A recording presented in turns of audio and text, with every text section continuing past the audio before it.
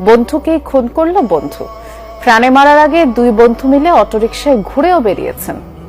হত্যার পর মাথা বিচ্ছিন্ন করে মরদেহ নদীতে ফেলে দেওয়া হয়। নিহত রফিক মিয়ার দেহ উদ্ধার হলেও এখনো মাথার সন্ধান মেলেনি। মানিকগঞ্জের এই ঘটনায় বন্ধু রিপন সহ 3 জনকে গ্রেফতার করেছে পুলিশ। বিবিআই বলছে পরিকল্পিতভাবেই এই হত্যাকাণ্ড ঘটানো হয়।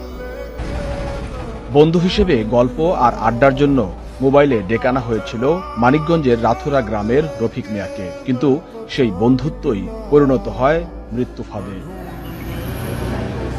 অটোরিকশা ছিনতাইয়ের উদ্দেশ্যে রফিককে হত্যার পরিকল্পনা করে ঘনিষ্ঠ বন্ধু রিপন মিয়া। দুজনের সহযোগিতায় গত 24 মার্চ কালীগঙ্গা নদী পারে গলা কেটে হত্যা করা হয় রফিককে। পরে মাথা বিচ্ছিন্ন করে ফেলে দেয় অভিযুক্তরা। ঘটনার পর তদন্ত নামে পিবিআই প্রযুক্তির সহায়তায় শনাক্ত করা হয় জড়িতদের।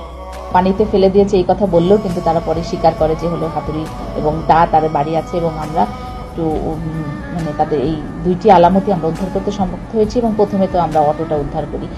জিজ্ঞাসাবাদে হত্যার পরিকল্পনা ও বাস্তবায়নের বিস্তারিত তথ্য পাওয়া গেছে বলে জানায় পিবিআই। হত্যায় ব্যবহৃত আলামতও উদ্ধার করা হয়েছে।